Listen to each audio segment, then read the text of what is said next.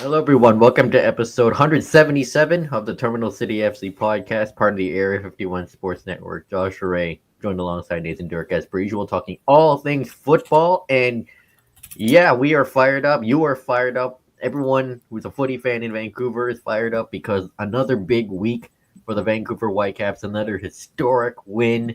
I still can't get over what happened last night. Hell of a game. Hell of a finish. This is why we love football. This is why we love sports. Yeah. But let's wait. Let's let's wait about the weekend, because that was pretty good too. Yes, that was really good. And you know why? Because that win put the Whitecaps all alone at the top of the MLS standings. Who would have thought? Yeah. You got to take a look at 7 games in. We're not quite a quarter of the way through, but we're getting close to that mark. 8, 9 games would probably be the quarter mark. Yep. Be where they are right now. To have as many points on the table at this stage of the season that they have right now, I don't even think the most ardent fan would have expected this. Not even the most positive fan would have expected this, especially with the amount of injuries and the amount of games the Whitecaps had. So yeah, the 2-0 win over the Colorado Rapids. First 10 minutes, it looked like it would be a long night because Colorado had the bulk of the play. But after that, it was all Vancouver. You know what? This seems to be, I would say, if there's anything that I kind of nitpick on this team right now, it's their starts. Because this has happened in a number of matches where for about 5-10 minutes, they sit back and they absorb all this pressure, whether they're home, whether they're away. It's like they're trying to just get a feel for the team in front of them. New manager, I get it. You know, he's still learning about the different clubs in this league, but you have scouts. Yeah, you got video. You can figure out who these guys are when they're coming in. And I just wish that from the first whistle that they were flying. They're not quite there yet. Like I said, it's nitpicking. Yeah, if you want to nitpick, that's the one thing. That's what we do. Yeah, but after that, all Whitecaps controlling the play. Ali Ahmed and Emmanuel Sabi and Sebastian Berhalter look very dangerous. And eventually, a goal came, courtesy of the man who knows how to score goals, Brian White, who just slotted it past Zach Steffen. Yeah. It's funny to think that this is only White's second goal in MLS. Yeah, and he has like 5, 6. He's got 6. With last night. No, he didn't score last night. No, he didn't. Right? Yeah, he has 6 because he has 4 goals in Champions Cup. Yeah, and he's one of the leaders in Champions Cup. But in MLS, he only has 2, which is crazy to think. Thing is because of how much he's contributed across multiple competitions, you don't notice. And the other thing is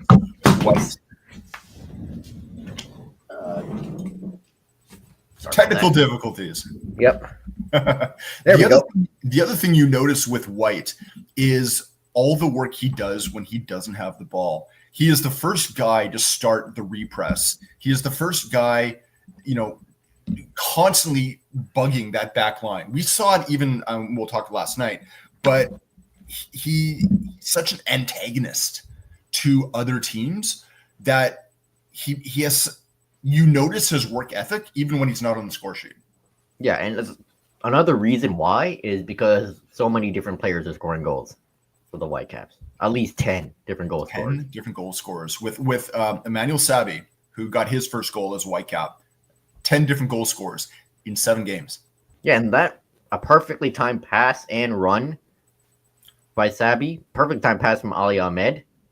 And you couldn't make that pass any better. Millisecond offside. And it would have been offside. Yeah, and thank the Lord that he managed to just stay on side. Yep. And yeah, by the half, it was 2-0. Could have been 3 in the second half. Pedro Vite, who had a monstrous game, which we should mention. I believe he had the assist on the White goal. Beautiful volley, just blasted it past Zach Steffen, but on the build-up, White looked offside. Yeah, didn't really get a replay in the stadium. So Not really too sure. Probably There wasn't was. a lot of argument from the players either, so I think they had a good idea of why it was not allowed. So Yeah, and it's a shame that it didn't count because that was one of the goals of the season. Would have been one of the it goals would of have the been. season. And not only that, but Vite had another one that everyone in the stadium thought was in as well. It ended up actually going off one of the back stanchions that holds the net up. But the way that it shook the net, everyone thought that was in too. Fortunately, it was just sitting on top. Everything but the goal. That's kind of how I described Vite on the weekend. He did everything but the goal. And it just seemed like the goal, it felt like it was coming. Maybe he needed 95 minutes. I don't know. Yeah, and another thing too, Andres Kubis back in the lineup. And I wrote thing? A little thing about Kubas about this and kind of just what he was able to accomplish. 90% passing, 47 out of 52. Of those, 6 of 8 accurate long balls, which is definitely been a hallmark of kind of people that play in that 6 role. We've seen Ralph Priso do them as well when he's on. 2 clearances, 5 interceptions, 11 defensive actions. 11 defensive actions, 10 recoveries. Best number 6 in the league. Yeah, has to be. And it's not just us saying it. It's continually being said by other teams, by MLS broadcasts, you name it, right? Like, this is a guy, and if I remember right, his contract is coming due. Next year? Okay. Yeah. Phew. But this is a guy that they've got to make sure that they nail down for the next, 3 to 4 years. Yeah, and the fact that he's given one of those Chelsea contracts that's good for 78 years. 7-8 years. Let's amortize it and spread it out. The bully loophole. But of course, MLS and their roster rules won't allow it. Yeah, so, we've got other ways to make loopholes. Yeah. And what's even more impressive is Colorado did not have a single shot on target. Yohei Takaoka did not have to make a single save. We can talk about Andres Kubicin as part of that, but we should also talk about the back line, the pairing of Tristan Blackman and Ranko Veselinovic. Blackman actually made the MLS Team of the Week for his work. Blackman has been very impressive this year, not only for that pairing, but also for the support that he has had to give Tate Johnson, playing as kind of the left-sided center back of that double pairing. Having his experience there, I just think, has made the very, very steep learning curve for Tate Johnson much more manageable. Yeah, and Ranko Veselinovic too, just with his leadership, he's the vice captain. Technically the team captain now with Ryan Gauld still out. And Tristan Blackman had an up and down year last year, but looks so much better, looks more comfortable on the ball than he's ever been. Ranko Veselinovic, can you name a season out of the past 3 where he hasn't at least been in the top 2 or top 3 of clearances in the entire league? Last year was number 1. Yeah. And I don't be surprised if he's around there already. Yeah, I wouldn't be surprised. It was a very definitive game. Like you said, aside from that first 10 minutes where, Colorado had possession, but it didn't really feel like they were building anything with it. Because they didn't have any attempts on their game. It was written. You could have written this game in the 15th minute. Yeah, and Navarro and Mihailovic for Colorado were nowhere to be seen. No. Thanks for the Whitecaps. Which is kind of strange because Colorado has had a good season so far. Yeah, and I don't know. I'm pretty sure that was their worst game of the season. Yeah. No shots on target is unacceptable for any team. It is. Yeah, especially over a 90. Yeah, but that was a very sound, a very solid win. Whitecaps are on top of the MLS table for now, which is still surreal to say. And then last night, Champions Cup action, second leg against Pumas, down at the Estadio Olímpico in Mexico City with all that altitude. And the Whitecaps, apparently, according to a Mexican reporter, did not arrive in Mexico City until the night before. They didn't. We knew that it was going to be that way. They actually did their pre-match press conference on the Tuesday in Vancouver. Yeah. Unfortunately, it was just the nature. What it also meant is that they got no training. They had no training session in Mexico City. And Not let's one. be honest, it showed. Yeah, and especially when it started out, passes were not connecting. The ball looked like it was faster. Pumas looked more aggressive. And that was understandable given the altitude there. Mexico, like to put it, this is another thing I kind of wrote in my pregame notes. To put it into context in an MLS perspective, we always talk about Denver being the mile high city, right? I mean, and it truly is. It is about 1.6 kilometers above sea level. You know, it changes how you play. It changes, the air you breathe, how the ball flies. In elevation, ball flies a whole lot more. 1.6 kilometers. Yep. Mexico City is 2.2 kilometers in elevation. Completely different. Remember, and this is before your time. It's within my time, but I was a little kid. 1986 World Cup. There were some teams that actually came into Mexico early just so that they could acclimate their bodies to the altitude. Makes sense. The Whitecaps had hours. Yeah. Some of these teams came there weeks in advance, right? So, I mean, that tells you what they were able to do. So, first off, you've got balls that are flying like crazy, especially long balls. A short passing game, you can manage. The ball's not coming off the pitch. You're holding that possession a little bit closer to your chest. Long balls, you think it's going 20 yards? No, it's going 35. Yeah, and it's just hanging in the air, right? The physicality of what it does to your body and your ability to get a full breath. By the end of this game, Vancouver players were gassed. You could tell. You could see it. Players were gassed. And especially when they started, the long balls were not connecting. Like Eddie Ocampo's passes to Ali Ahmed were not connecting at all. Yep. But the Whitecaps slowly but surely tried to get into the game. And they scored first. Pedro Vite and Daniel Rios link it up. Yeah. And a beautiful back heel from Sebastian Berhalter beats Padilla. I don't think Berhalter's ever going to get a better goal than that. And he's had, actually, you think of last year, some of the goals that he scored from outside the 18-yard box, like he actually put in a decent number for a more defensive-minded midfielder. You're not going to see a better goal than that. What a back heel. Yeah, and completely fooled Pumas and Padilla. Not only that, but I don't know, like for a striker, I'd be like, good play, but he made it look like it was intentional. So I'm hoping that it was. Yeah, intentional or not, it was a big goal for the Whitecaps, an away goal, but 4 minutes later, corner kick. Adalberto Carrasquilla, Takaoka makes a save, but Guillermo Martinez puts in the rebound. Another set-piece goal conceded. Yeah. I mean, they left Carrasquilla all alone. And on top of that, it was a goal conceded on the second phase of the corner. Yeah. Right? Very similar to the corner they scored in the first match where Badwall just lost his man. Yeah. And also Carrasquilla was left alone again. Yeah. Yeah. Tough one. Just that little bit of a lapse, and that's all it takes.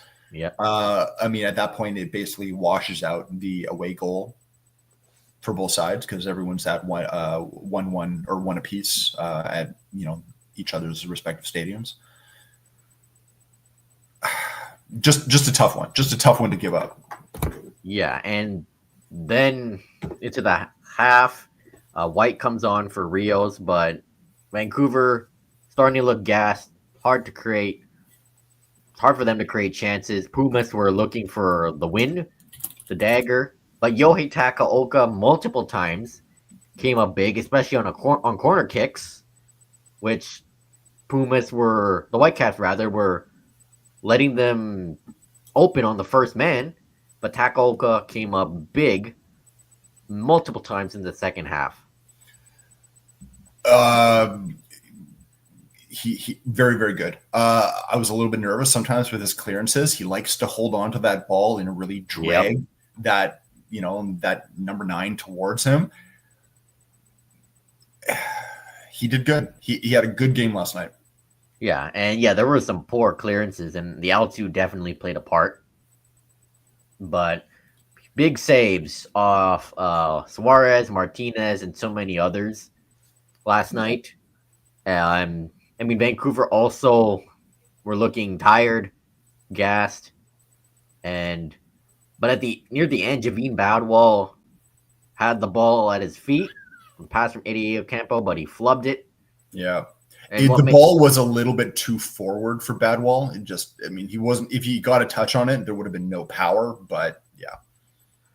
Yeah, but fortunately, Whitecaps get caught ball watching as Pumas go the other way just a minute or so later, and Ignacio Pusetto beats Takolka on the rebound. Yeah. And it looked over at that moment. It did. The dream of the semifinal looked over, but out of nowhere, just a mere few minutes later, a miracle happened. Ocampo finds Tristan Blackman all alone for some reason in the box. And my apologies, it was not a header. It was a kind of like a half volley. Yeah. And Blackman beats Padilla for the win, for the away goal. We asked, I think it was Michael McCall of AFTN asked Jesper. Yeah, it was him. After the game of like exactly what was Blackman doing up there? Like, what was this kind of a play? And Jesper, it was like, yeah, basically at this point, it's just it's the Hail Mary, right? You're throwing everything forward, seeing if you can do something. You can disrupt your opponent. You can just get someone's boots on the end of it, and that's what this was. This isn't something that was worked out of the training ground. This is just pure tenacity. Yeah, and this is like in poker where you put all the chips in. Yeah. And it worked. And you're holding a 2-7. Yeah, exactly. And Blackman loves the big moments. Scored the winning goal in the Canadian Championship final on the penalty shootout in 2022, and now last night. Yeah. Absolute eruption. You could say like every player on the Whitecaps, jumping into it. I think Berhalter actually missed the guy who he was jumping on, fell on his back, and then he had to save himself from getting trampled. Yeah, and this is karma for that Pumas player who had to be stretchered off, and then he celebrates once he comes off the sideline. Yeah. So again, we can talk about what teams do to embarrass themselves, but when it actually has, a punishment, I'm all for it. Yeah, other than Ocampo and I forgot who getting into a shoving match, the Whitecaps managed to keep their heads. Yeah, for the most part. There's a few moments. Definitely Ocampo was one. You can't do a two-handed shove no matter how badly you're instigated. The ref's going to always see the second guy, not necessarily the first. Excuse me. One thing I want to talk about, though, is Daniel Rios. Yep. This is a guy who understands his role on this team. He understands he's not going to get the minutes. He understands he is for relief, but he's taken his moments. Yeah, he got the assist. He got the assist. It was a good play. He was 100% on his passing. He was 100% on his crossing. He's not a guy that is going to be showy. He's not a guy that's going to get 10 goals in a season because he's just not going to get the minutes. Yeah. Hopefully with a very, very healthy and, long-running Brian White. But he understands his role. He understood that his role here was to give Brian White time to breathe because he was always going to come on in the second half and to basically just hold up, like to tire Pumas out. The fact that he assisted on a goal, that's an added bonus. Yeah, and we should also mention Eddie Ocampo got the assist on the winner. Yep. I mean, he's improving like game by game. His crosses are getting better. His decision making is getting better. And this is the player that the Whitecaps signed last summer. When your number one left and right backs are out with injury right now, the fact that you've got Ocampo, that you have Tate Johnson coming in, has been it's been seamless. Yeah. And he's done a good job stepping up into the role. Just 21, 22 years old. He's really showcasing his growth. Yes. Really, really nice to see. Yeah, and the Whitecaps again, in the face of adversity, looked like it was over. They managed to find a way. all these injuries, the altitude, one of the best nights of the MLS era for the Whitecaps, and a night many people will never forget. Just all around incredible game, incredible ending, and just I can't believe it, and none of us can believe it that they pulled that off. Great to see. Absolutely. So who's next? Inter Miami, who had to come from behind against LAFC, Yeah, and and they actually had some last minute heroics as well in the form of a penalty, I believe, in the 83rd minute, yep, and 84th. yeah, well, a certain Argentinian player who did not show up last year, will he show up this time? He scored the winning penalty last night against LAFC, because of course he did. He had a good game. Yeah, 2 goals of the 3 on the night. His first goal, I mean, it doesn't matter what his age is. This is a guy that can find space out of nothing. yeah, and he gets the winner too. So, Whitecaps Inter Miami. It was announced this morning, actually, that the first leg will be April 24th at BC Place, and it's not Which is a 23rd. Thursday. Yeah, 7:30 p.m. 2 days after an AC/DC concert at Yeah. BC Place, so they'll have time to just tear the whole stage Which down. is why it's on the Thursday. Yeah. No motocross or home and garden show happening for this one. Yeah, and the second leg will be on the 30th from Chase Stadium at Miami, 5 o'clock Pacific time. Yeah. Part of this announcement has also come out. The Whitecaps match against Minnesota United that was supposed to be April 26th, the Saturday, has now been moved. It'll now be the next day, Sunday, April 27th at noon Pacific our time. And Miami is also supposed to play Dallas at home on that day, and I assume that's getting moved as well. I'm assuming it has to move, especially if they're playing at home and then have to, do the longest continental trip in MLS. Okay, you broached the subject earlier with Messi, not Suarez, Busquets, the trio not showing up last year. Do any of those players come this year? The better chance this year because this is a cup competition, a semifinal. And by the way, Messi and Miami have really prioritized this Champions Cup because remember, he missed out the Houston away game back in March, so he can play Cavalier in the Champions Cup. Yeah. And also, I'm looking at Miami's schedule. Before the game in Vancouver, they play away to Columbus. Yeah. So maybe they... And that's one of the reasons why I'm hedging my bets.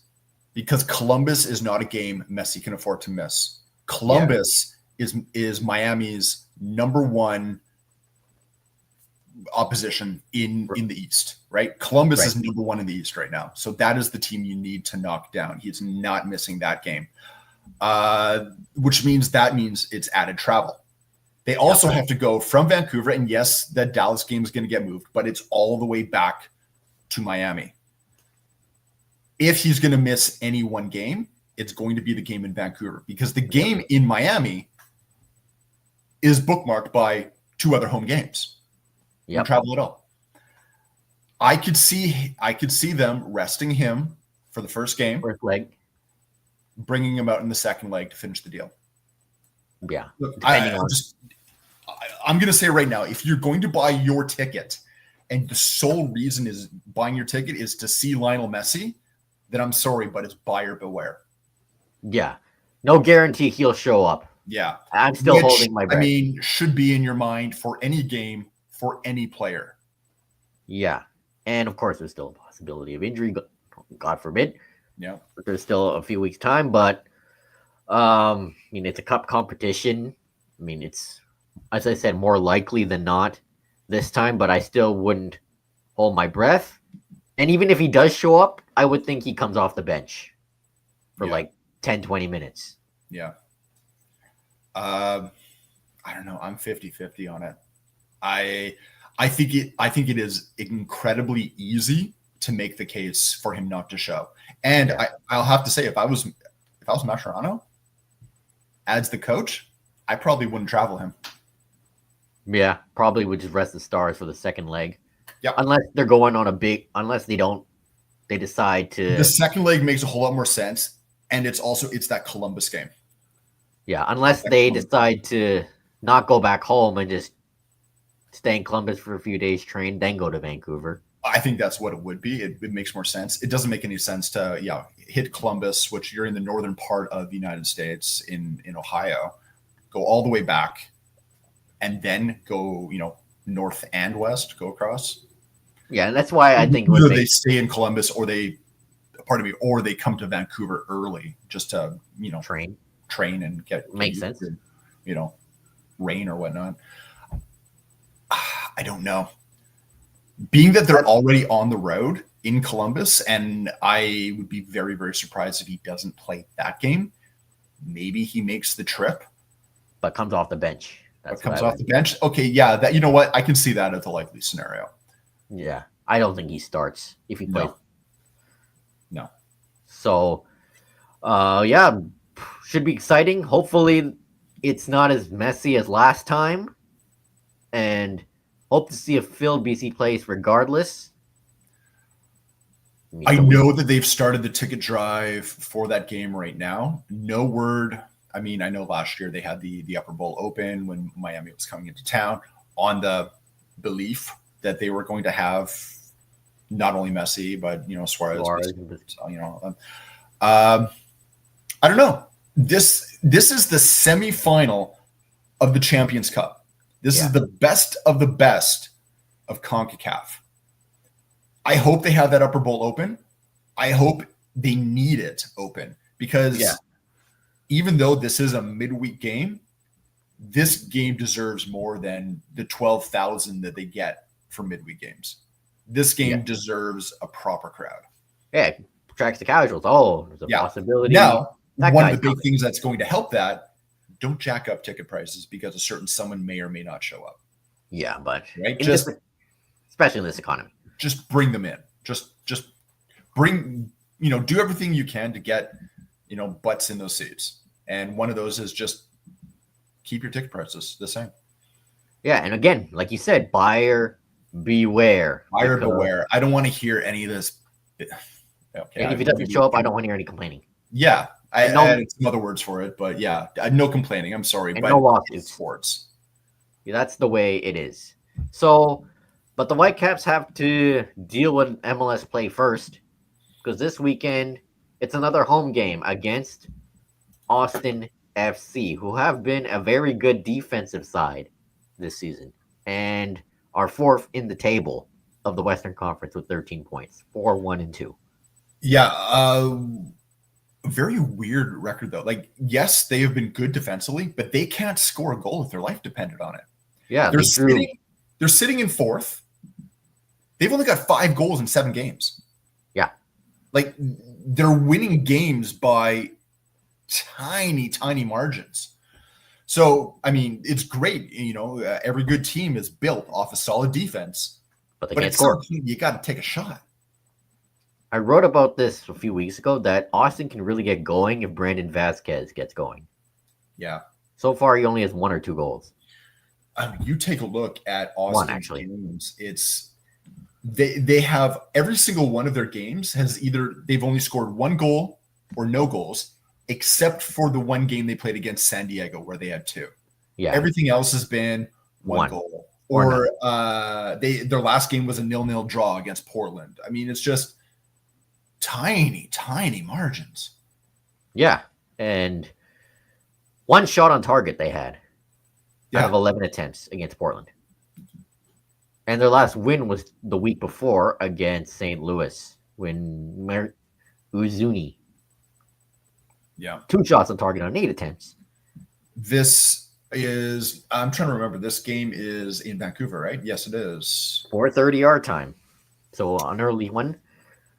And Whitecaps got to get off the right foot here because if Austin can really break you down, then it'll be tough to score on them, especially if they score first. This is I think, what was it, fifth game in 15 days or something like that. So, I mean, yes, Whitecaps are a little bit ragged right now, especially having to come back from a place like Mexico City. Yep. On a week where they had a full week rest, training, are good to go, my money would be on Vancouver easily. There are other things at play here, which is going to make this a more difficult game. I could see this being 0-0, unfortunately.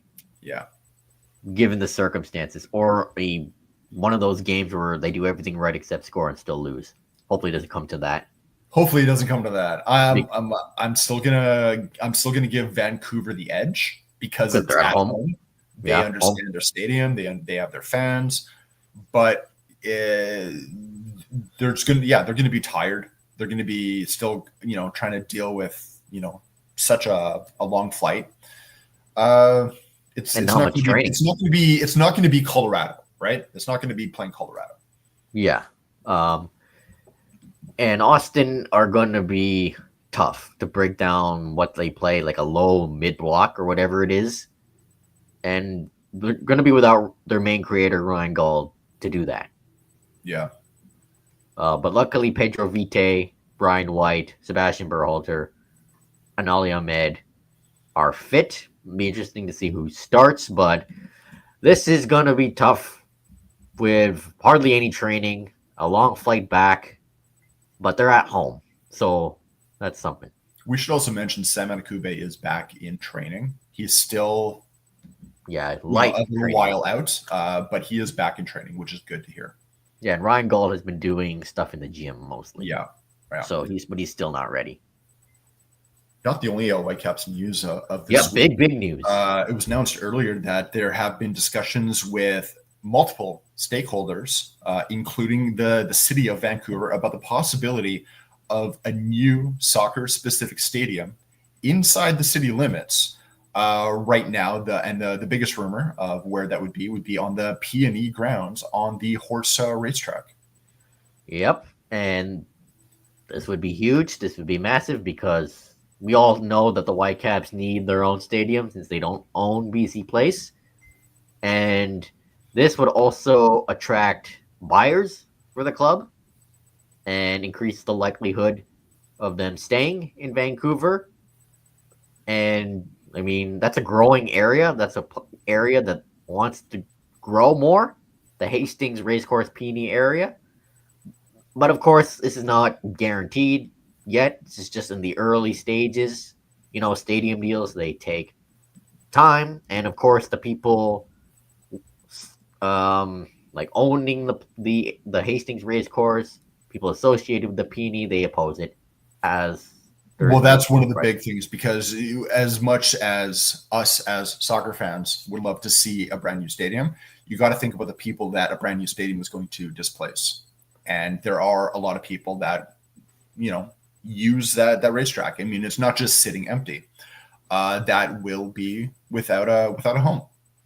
Yeah, and I've read somewhere that they're looking to move the track to like Langley, country, but which is fine, but it is quite a distance for those people that live in one area.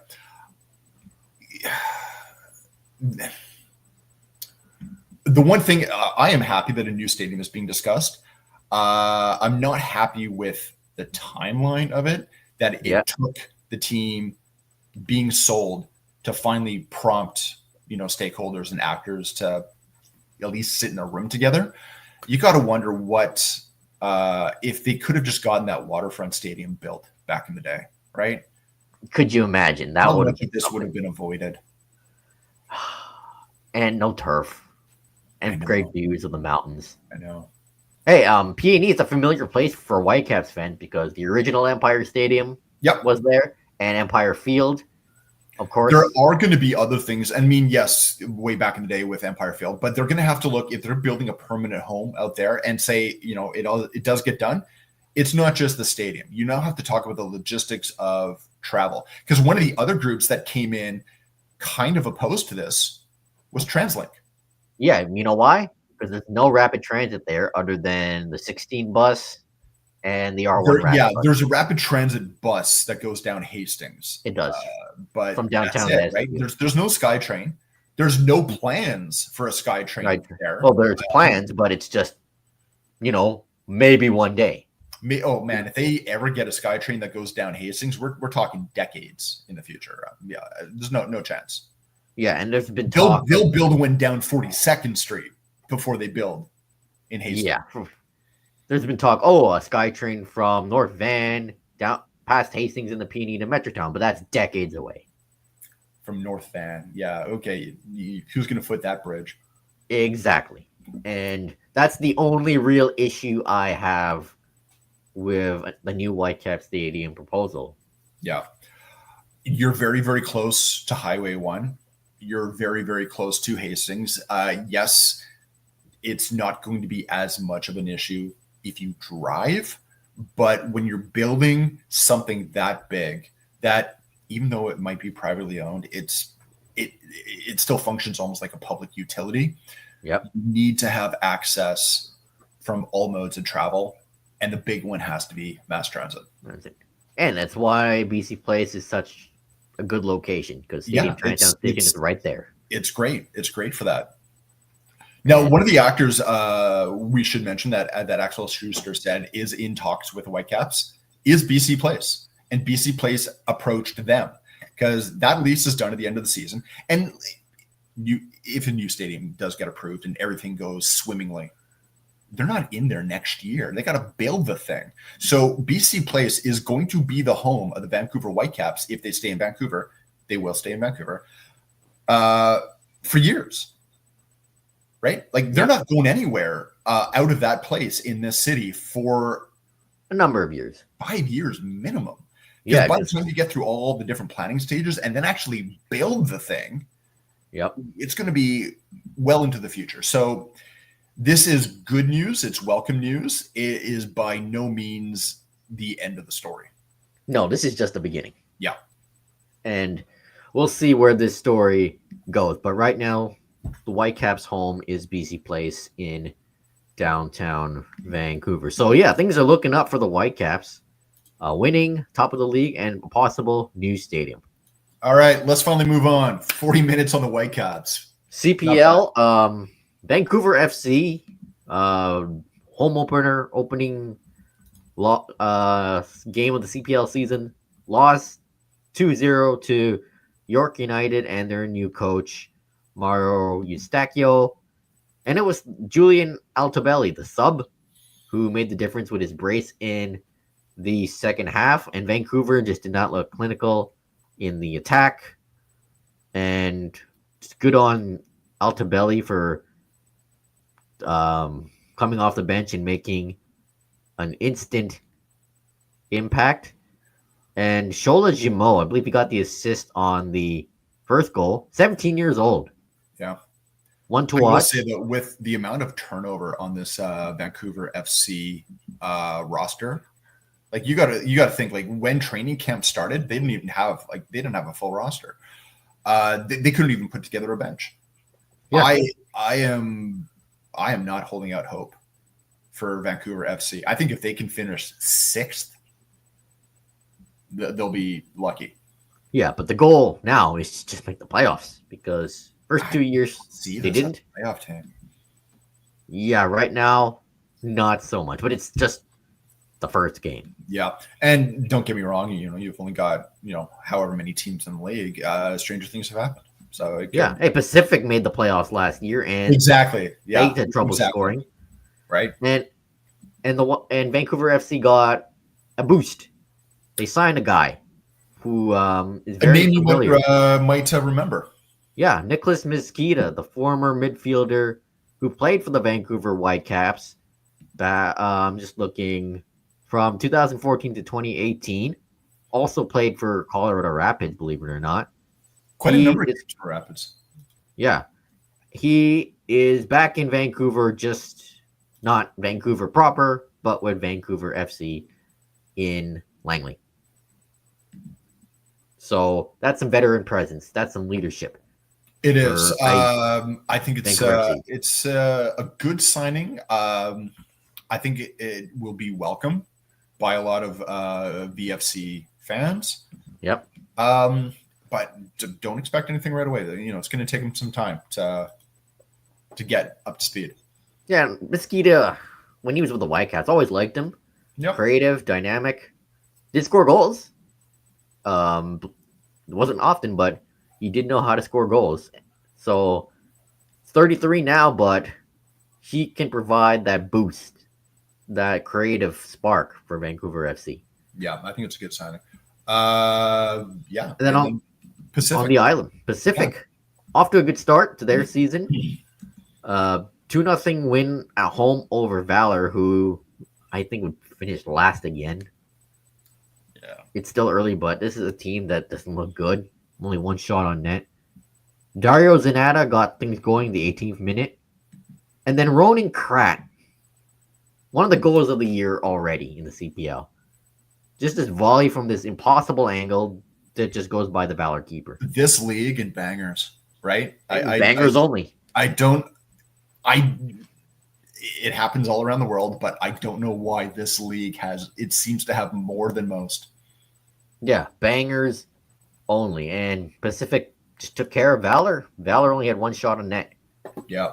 And it was a job well done by Pacific. So before we move on to Canada, one thing I did want to bring up is a little bit of news with Vancouver Rise.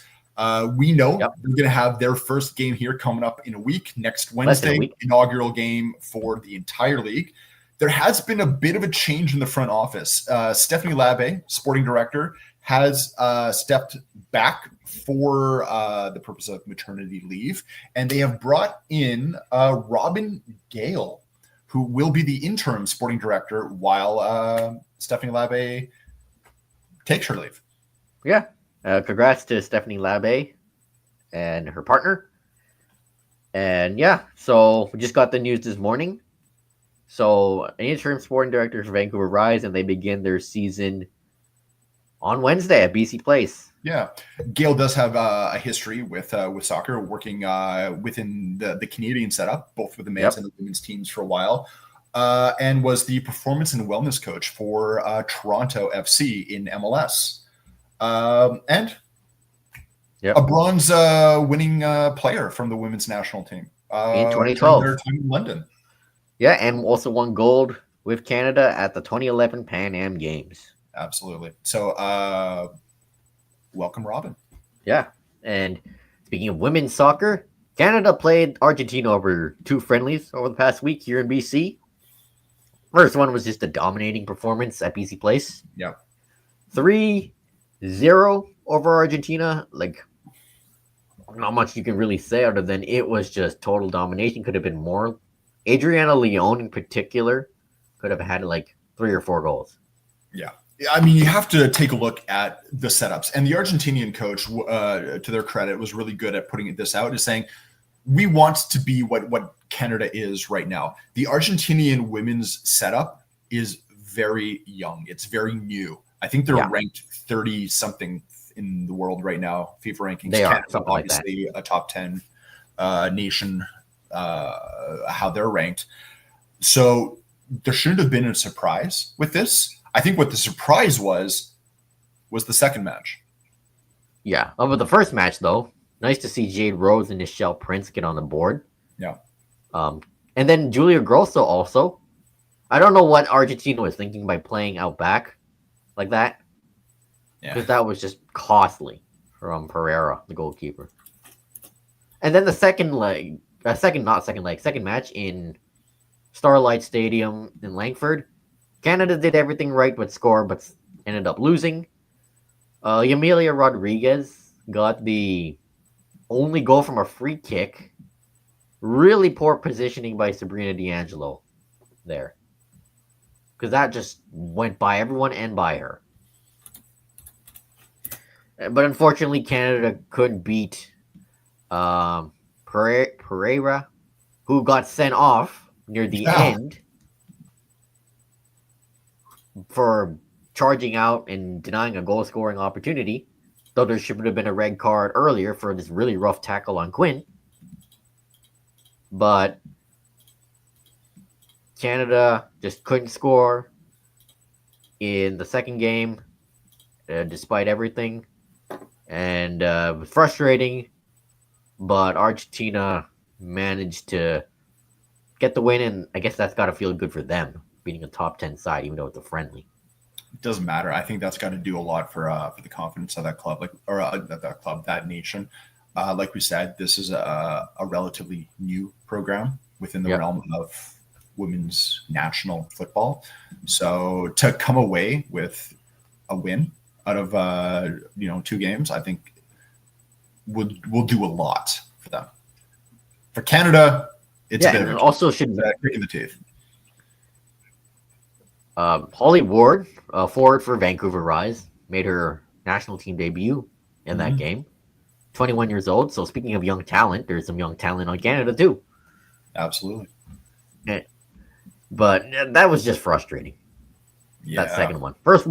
That first game was great. Thumbs up. Second one, thumbs down, because it's one of those games where you do everything right but score a goal. Yeah, they can't all be winners. All right, across the pond. Yeah. So after Chelsea beat Tottenham 1-0, which could have been more thanks to Enzo Fernandez, one of the games of all time over the weekend. Brentford away. This was going to be tough anyway, but Maresca set the team up to fail. He did not start Cole Palmer and Nicholas Jackson. He started Kieran Dewsbury Hall and Christopher Nkunku instead. Why? So he could rest him for today, the Conference League game against Legia Warsaw. But in this game, both teams were wasteful. Both Chelsea and Brentford were just missing chance after chance after chance. Brian Mbumbo, who still is one of the top goal scorers in the Premier League, he couldn't beat Robert Sanchez. Chelsea couldn't beat their goalkeeper. And just looked very sluggish, poor in the final third. Though they did look dangerous when Palmer and Jackson came on, but that was like for 15 minutes. And then Christopher Nkunku. Oh my god. This guy, at least put in some effort. I mean, this guy, on the transition, Nkunku just is back. We've seen it many times this season. He isn't even trying to run. I know you don't want to be here because circumstances. I know you don't fit the system, but at least try. At least do something. And I know you're not a striker either, but at least try. Because it's so frustrating to watch. Maybe make use of the balloons that he puts in his sock before every game. Because this guy is so frustrating. It's a shame, though, because there was a lot of hype when he signed. But like I said before, he doesn't fit Maresca's system. Yeah. And it was unfortunate that last year he missed most of the year. And we saw last year he would have thrived under Maurizio Pochettino. But they had a chance to get rid of him for $40 million or something like that in January, but they didn't. This was almost like... It's like watching Kai Havertz again. But at least Kai Havertz put in the effort. So, it was just a meh game all around. Yet, thanks to the Manchester derby being a snooze fest, Chelsea are still fourth. And Newcastle did win their game, but Chelsea are fourth on goal difference. And this year, 5 teams from England get Champions League spots. So it's UCL or nothing. Right now, Chelsea are playing Legia Warsaw in Warsaw in the Conference League, and it's 0-0 at halftime. And then on Sunday, it's Ipswich Town at Stamford Bridge. They lost to Ipswich in December in Ipswich, so they better win this game. Because it's, like I said, Champions League or bust. And speaking of Ipswich, reports are saying Liam Delap and his release clause will only be £30 million. In this transfer market, in this economy, Nothing. That is nothing. Yeah, that is a steal. And Delap has 12 goals on an Ipswich Town team that's going to be relegated, which is not a bad output at all. And like I said before, this guy fits the profile Maresca's looking for. He's good in the air. He's big. He's physical. He's got some pace. And this is the guy that looks like he can break out next year on a bigger team. and he's been one to watch around the England setup. So 30 million, why not? And Manchester United are also interested, so it's probably going to be a bidding war between those two teams. But the number one target, the one that couldn't come last year, Victor Osimhen, who's doing really well with Galatasaray. John Obi Mikel, who is also Nigerian, obviously, and is very close with Osimhen in his camp, said on his podcast, the Obi-Wan podcast, says despite the deal falling through last year at the last minute, there's no hard feelings between Osimhen and Chelsea, and Osimhen still wants to go to Chelsea. But it's been reported Chelsea want to protect the wage structure because Osimhen is going to want a massive wage increase. He's going to want $500,000 a week. Yeah. And Chelsea missed out on Osimhen because of that, and they missed out on Michael Olise because of that. Maybe the wage structure would have been protected if they didn't sign all these 18, 19-year-olds from all over the place, like his Football Manager. At this point, I'm like, screw that. Get Osimhen in. He's a game changer. He's elite. He's the number one target. He's one of the best in the world.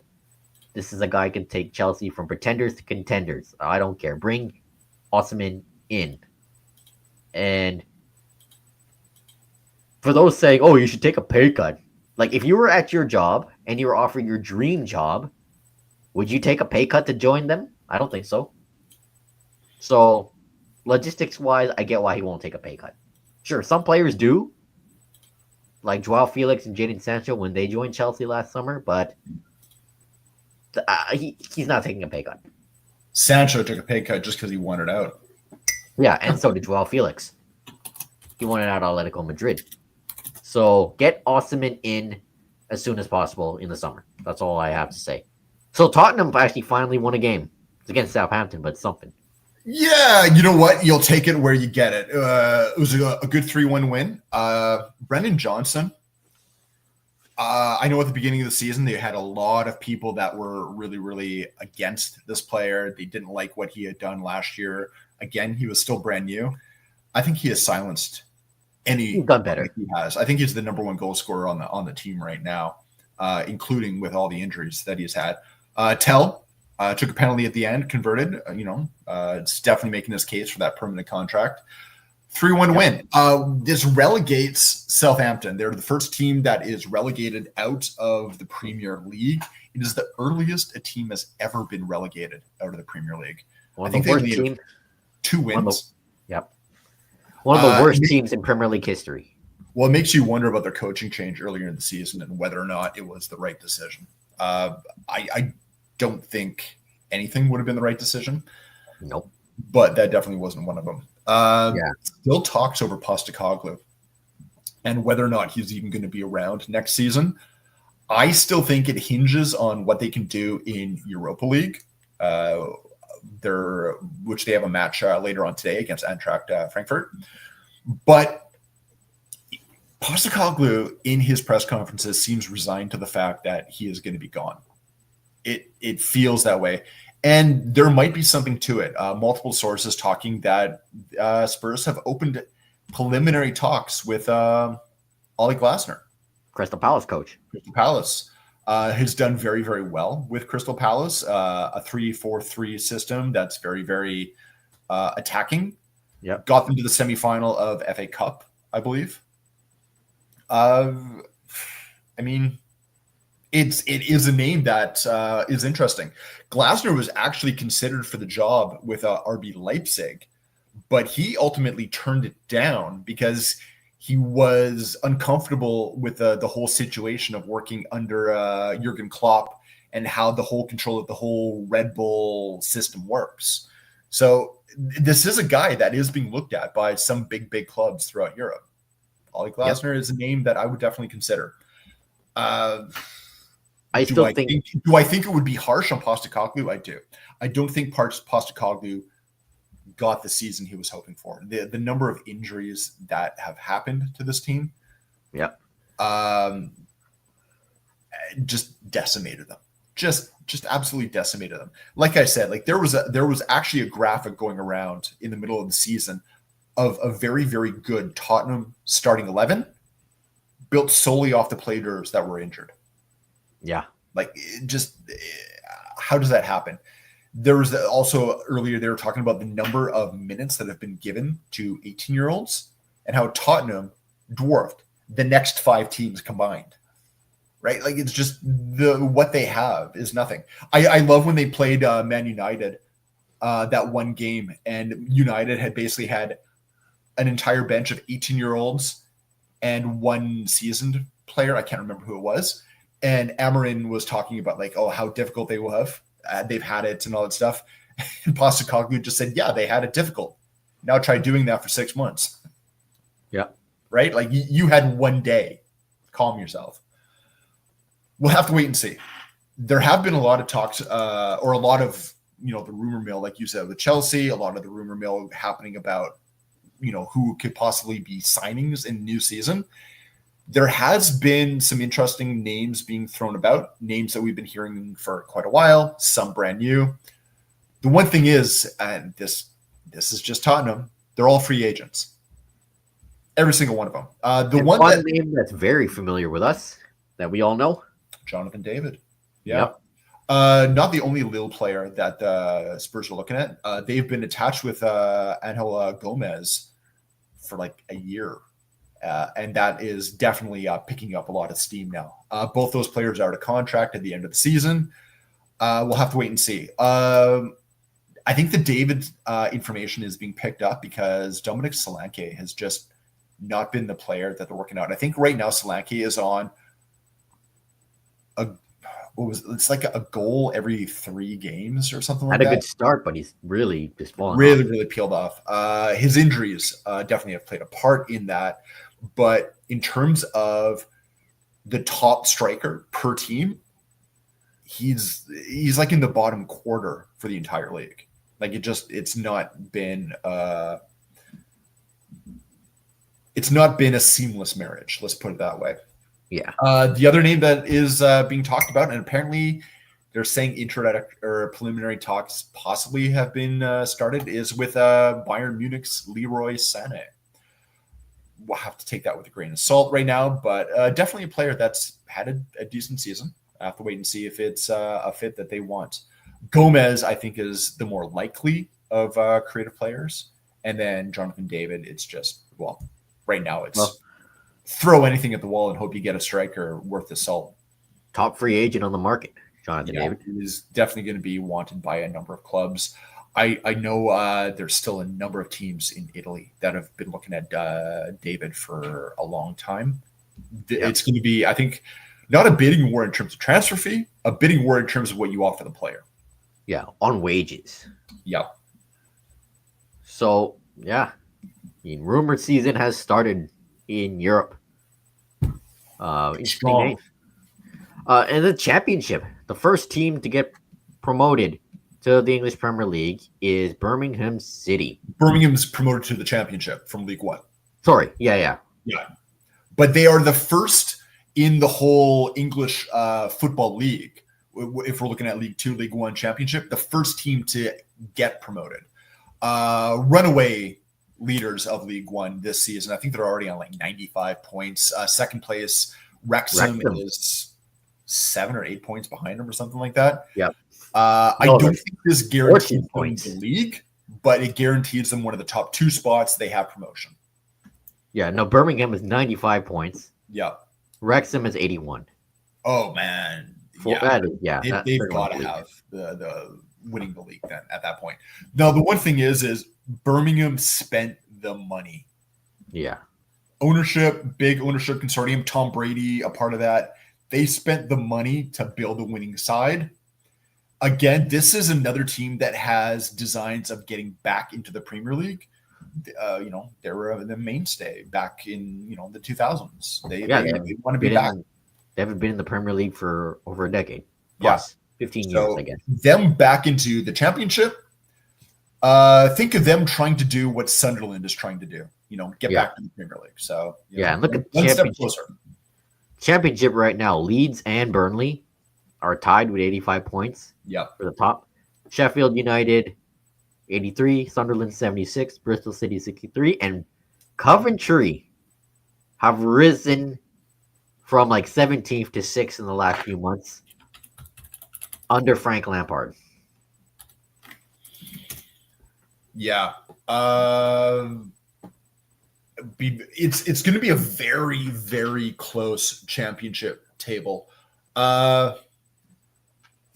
Two of Leeds, Burnley, or Sheffield United are going up. They're going to get one of those two automatic promotion spots, but it's too close to say. It's way too close to call. I still think it's going to be Leeds and Burnley.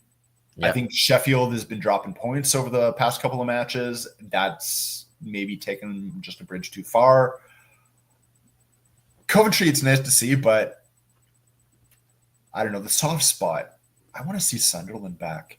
Me too. Right? Especially that Sunderland-Newcastle rivalry. Right? Like, I right now I know, like, in terms of money, it's not going to be there. Like, in terms of like just the huge disparity of quality amongst the teams.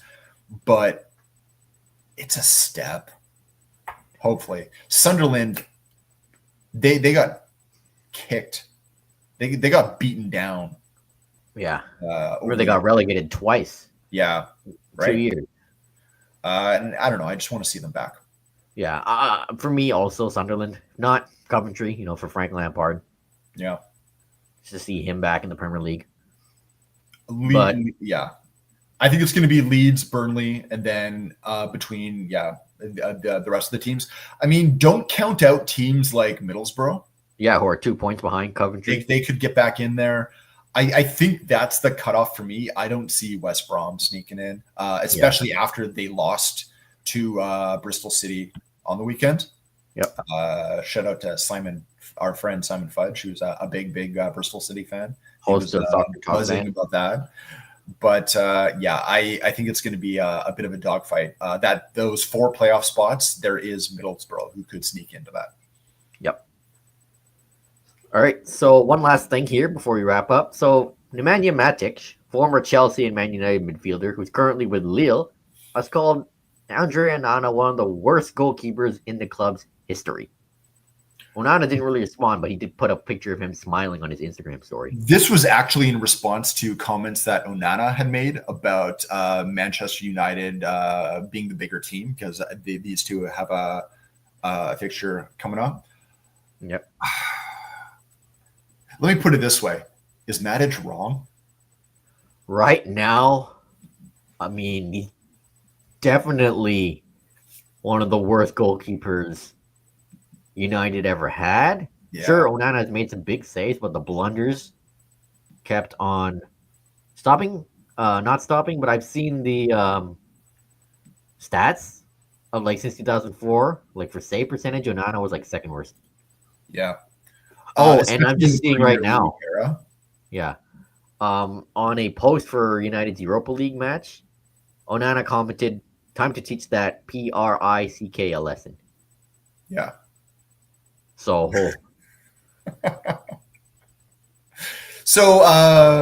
friendly banter. Yeah. But Onana's taking it personally, obviously. So let's see what Onana and United can do against Lyon today, I believe. Yeah, it's today. There you go. In the Europa League. So that'll conclude this week's episode. Hope you enjoyed it. Tell us what we're doing right. Tell us what we're doing wrong. Follow me on Twitter, JoshuaRay00, Nathan and Derek. Podcast at Terminal City FC. Check out the Terminal City FC podcast Instagram, YouTube channel, and Blue Sky. We're on Blue Sky as well. Just search our names. Check out all our articles for Area 51 Sports Network. Yep. Vancouver Rise next week. We'll cover that game, hopefully.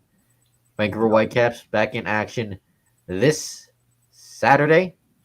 And hopefully the Whitecaps can get another win, but it'll be very tough, as we mentioned. So that'll be the end of this week's episode. Peace out. Take care.